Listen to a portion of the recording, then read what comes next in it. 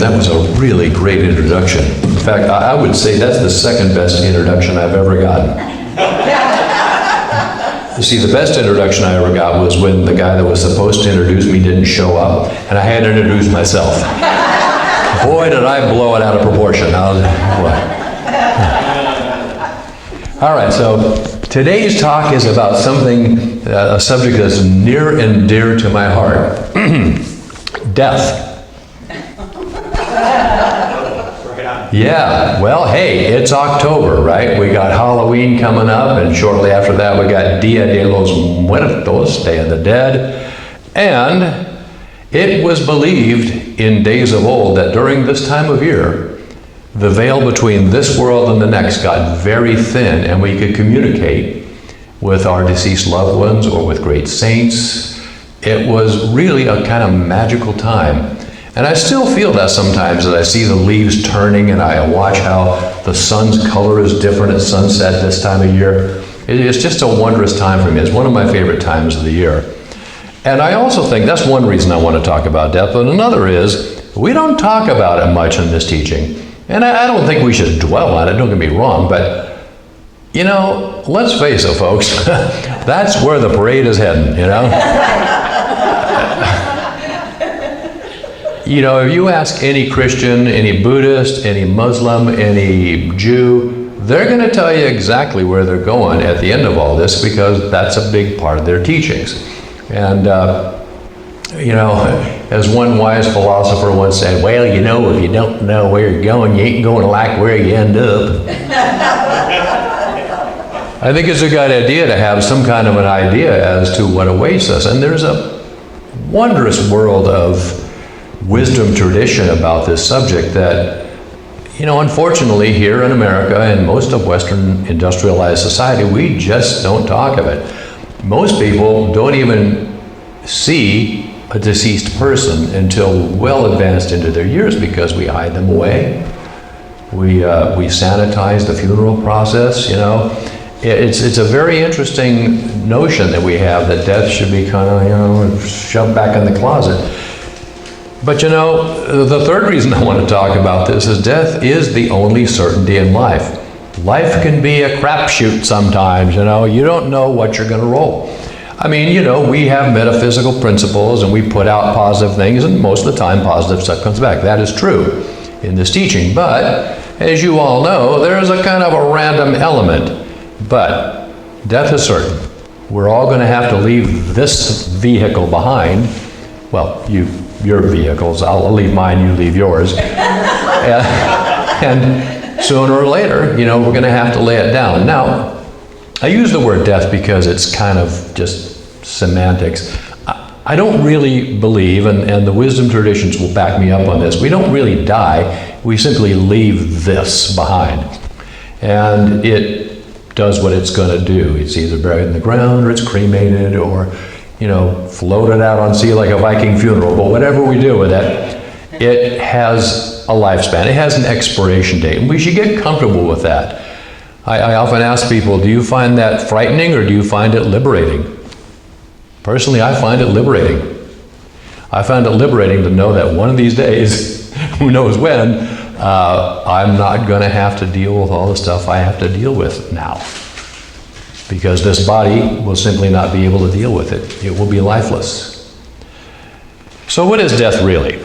I mean, when you really get right down to it, what is it? There's really three predominant views on the subject. You can kind of think of it like The Price is Right. You know, door number one, door number two, door number three. So door number one, I like to think of as science. When your body dies, that's it. You no longer exist because the brain created your consciousness using the food you eat, the neurological energy, and therefore when the brain ceases to function, you as a person don't exist anymore. And there's a lot of, you know, empirical evidence to back that up. You as a personality, as a human being out doing things in the world, interacting with other people, yes, that part of you does cease to exist. But in the other two doors, there's something that survives, that leaves this. In door number 2, we have the Western religion. In Judaism, Islam, and Christianity, we believe that we go to a place, or one of 2 places. We either go to heaven or we go to hell, and that's it for all eternity. No second chance, sorry, you lose, or you win. It's a zero-sum game in those religions. Door number 3, I find a little bit more interesting and compelling. In Eastern and earlier Western philosophy, they believe that there was something that survived the death of the body that will go on to another existence. There are various descriptions, various places. It's not just an either or. It's almost like, here, pick a card, any card. There's a lot of places you could go to. You could go to the very, very highest realms where people are just meditating beings of light, all merged in oneness with God in consciousness. And then others where maybe pretty high up, they do their meditations, but they might have to come back one more time to learn those last few lessons. And then there's others where you go to a place that's not much different than the way the Christians describe hell. You've got a lot of stuff to deal with there. And they attribute this to the karma that you created in this life. Somebody who was an evil person, let's just pull one out of the hat here. Adolf Hitler. There is a guy that's probably got a lot of stuff to work out. And he'll be coming around again and again and again until he works it out, according to door number 3 and the Eastern viewpoint on things. Now, I find this really fascinating. There's a phenomenon called the near-death experience, and you're probably all a little bit familiar with this. Has anybody read Raymond Moody's book, Life After Life? Okay, a few of us. Delene and I got to attend a seminar with Raymond Moody, ironically, toward the end of his life. And I have some signed books by him, and it was a wonderful, wonderful experience. What Raymond Moody did, he was actually a medical doctor, and he had witnessed people dying several times, sometimes in hospice, sometimes in an emergency situation where they just plain didn't make it. And as he began to question what goes on here, he started interviewing people who had survived basically being pronounced dead. They flatlined on the operating table, or maybe they were in a bad car crash or a plane crash, and they were brought in and they were given up for dead, and then somehow or other, maybe by defibrillation or maybe just by the grace of God, they were brought back to awareness. And their body sat up and goes, where am I? It's really fascinating stuff. And he said, although there's a lot of difference among these experiences, if you kind of sift through them all and pull out the common denominators, he says this would be kind of a typical near-death experience. Number 1, the patient is, let's say, on an operating table, and here's the doctor say, oh, we're losing her, she's dying. Beep. They hear this. And then the dying person hears a noise, usually described as a buzzing or a ringing. They enter a dark tunnel, and then on the other side of the dark tunnel, they find themselves outside of their body, looking back, seeing the doctors trying to resuscitate them, hearing the machines, hearing what people are saying. Sometimes they try to get the attention of these people. They can't hear them. Then they notice that, oh my God, I've still got a body, but I can see through it. It's different. It's lighter. I'm floating in space. They become aware of this. Once they become aware that they're outside the body, they hear another sound, kind of like a whooshing, and it tends to come from behind them. They turn around, and there's a tunnel of light. They say it kind of rotates and spins, and it's just the most beautiful light they've ever seen. Calling it light really doesn't do it justice. And they enter this. And sometimes upon entering it, they see faces of deceased relatives. Sometimes they see just incredible images from their childhood, things like that. But eventually, they come out the other side, and they meet a being of infinite light, love, compassion, and universal goodness. Sometimes people who come from a Christian background may say, I saw Jesus. He's real, I saw him. A Buddhist may say, no, I saw Buddha. And some just say, oh, no, I think it was an angel. It was just this incredibly loving, wise being. I couldn't tell gender, it was just this luminous presence. Then the being says something, and they watch their life in review, sometimes backwards from the day of the accident or the surgery, sometimes from childhood forward. There's some variety in there. And they get from this panorama of their life the idea that, wow, life is amazing, it's precious, I could have done these things better, I did a really good thing over here, I had forgotten all about that. It really changed this person's life, and it's amazing. The essence, the upshot of this life review is to kind of get a sense of where is my consciousness and how can I bring it up even higher? How can I be more loving, more compassionate, more wise, make better choices? Eventually they approach what's called a boundary or a border.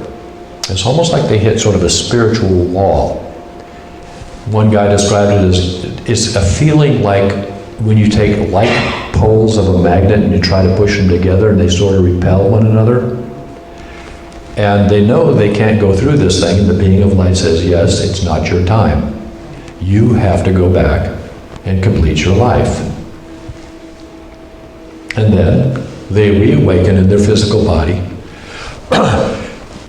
One man described it as, it's kind of like falling off a 10-story building and hitting the operating table with your body on it, going, oh my God. It's a bit of a jarring experience for some people.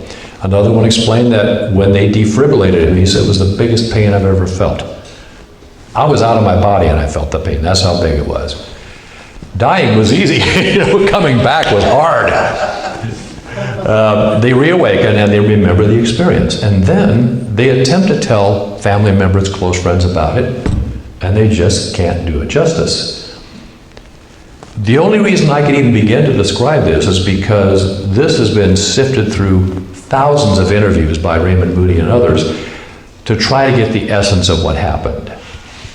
And it still doesn't do it justice. But going forward in their lives, these people universally do not fear death anymore. It's like, oh, death was easy. It was coming back that was tough. And now I got to go deal with all my job and my family and my, I got to rehabilitate myself, if it was an illness or an injury. That's the tough part. Dying is easy. So, they do not fear death anymore. Interesting, huh? Jesus said something very relevant here. He said that we should die every day. Many other saints have said similar kinds of things. And I think Jesus was talking also about a death to the ego. Let go of who you think you are and just be who you truly are, like that being of light.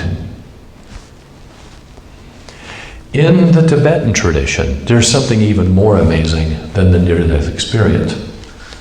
There are great tulkus or monks, very, very wise beings who are profoundly religious, and I'm going to read this quote. They are believed to have been sent to this realm by the great masters on the other side to teach the rest of us about making the transition. There are volumes of their accounts about what they encounter when they leave their body in the other realms, and they do this intentionally in deep meditation. And they go through that boundary or border, and they can tell you about the different realms there. This is a fascinating subject. The Tibetan Book of the Dead is probably the most accessible account of this. I would recommend that you all get a copy and read it, or watch a documentary about it or something, but just kind of get a feel for this. Their accounts are strikingly similar to NDEs, near-death experiences, but they are able to go further into the realms of the afterlife, and they can tell you about the lowest ones that we might in the West call hell, up to the highest ones, where the meditating Buddhas are just radiating light. The central teachings, oh, by the way, there's a word for these persons. They are called, I'm going to spell it for you, D-E-L-O-G. I believe it's pronounced Delog. There's actually, so they have a name for people who do this. It's deep in their tradition. You know, imagine the Dalai Lama and all those meditating monks with their yak butter lamps and all that stuff you've seen, and those clanging cymbals and bowls and stuff like that. And there's someone in there doing this, and remembering it and writing it down. They have, again, volumes of this stuff from generations of the dialogues who have done this. But here's the interesting part. Their central teaching is that how you live this life will determine where you end up in the next one.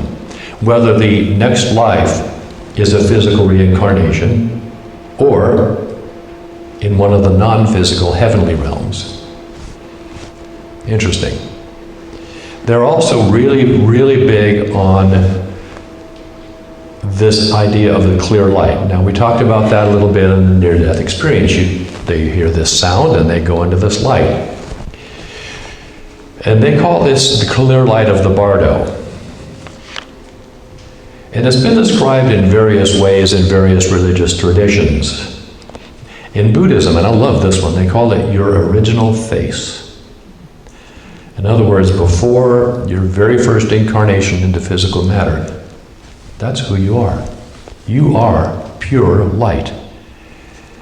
In the unity tradition, we call it your Christ self.